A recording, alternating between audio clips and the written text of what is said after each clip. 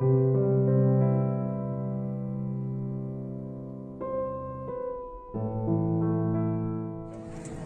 जून जुलैमध्ये हदगाव तालुक्यामधील संपूर्ण गावामध्ये जे शेती पिकाचं नुकसान झालं होतं तर त्या संदर्भात आपण शासनाकडे निधीची मागणी केली होती। त्यामध्ये आपल्याला 47 कोटी 11 लक्ष रुपये शासनाकडून प्राप्त झालेले आहेत। आजपर्यंत आपण ज्या अनुदानाच्या याद्या आहे संपूर्ण गावामध्ये याद्या आपण अपलोड केलेल्या आहेत। त्यामध्ये आपण 70% जे आहे याद्या अपलोड करण्याचं काम झालेलं आहे आणि त्यात जवळपास 31 कोटी रुपयाचा निधी आपण ऑनलाईन पोर्टलला तो जमा पण केलेला आहे। आता माझ्याकडे बऱ्याच तक्रारी अशा येत आहेत की काही जणांचे नावं आलेले नाहीत किंवा काही जणांचे नावं सुटले आणि काही जणांचे आधार अंगठी येत नाही।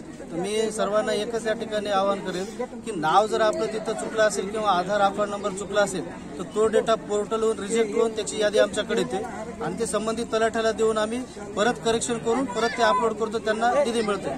ज्यांचा आधार मॅच होत नाही किंवा अंगठा लागत नाही तर त्यांनी त्यांचं आधार कार्ड जे ते आपलं अपडेट करून घ्यावं, जेणेकरून त्यांना ते परत त्यांचा केवायसी होईल, अंगठा लागेल आणि त्यांना निधी मिळेल।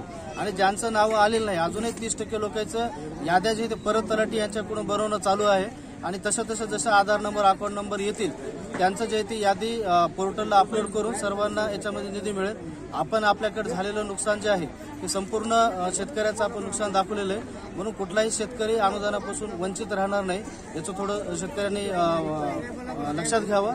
आणि जर आपला आधार नंबर आणि अकाउंट नंबर अजूनही काही 20-25% शेतकऱ्यांनी तलाठी यांच्याकडे जमा केलेलं आहे तर त्याने त्यांच्याकडे जमा करावं आणि काही जणांच्या चुका असतील किंवा त्यांचं पैसे यादी पाठवून सुद्धा मिळाले जर नसतील तर काही टेक्निकल काही कुठं आधार आणि अकाउंट नंबर चुकल्यामुळं ते झालेलं असेल तर तलाठी मार्फत ते दुरुस्त करून परत अपलोड करू, परंतु कोणालाही अनुदान मिळणार नाही असं या ठिकाणी होणार। ते आपण त्याला कोड म्हणतो आपण PKC कोड, तर काही जण अपलोड करून सुद्धा आलेलं नाही असं काही तलाठ्याचं माझ्याकडे माहिती येत आहे। ते आम्ही जिल्हाधिकारी कार्यालयाला कळवून जे त्यांचे सुद्धा विलेज कोड जे आहे ते आम्ही प्राप्त करू। विम्याच्या संदर्भात आताच मला काही शेतकऱ्यांनी सांगितले की काही जणांचे आले काही जणांचे आले नाही। या बाबतीत मी तालुका कृषी अधिकारी यांच्याशी संपर्क साधून नेमकी काय अडचण आहे आणि त्याच्यामध्ये दुरुस्ती काय करता येईल याबाबत मी त्यांच्या मार्फत जिल्हाधिकारी जिल्हा कृषी अधिकारी यांना मी कळवतो।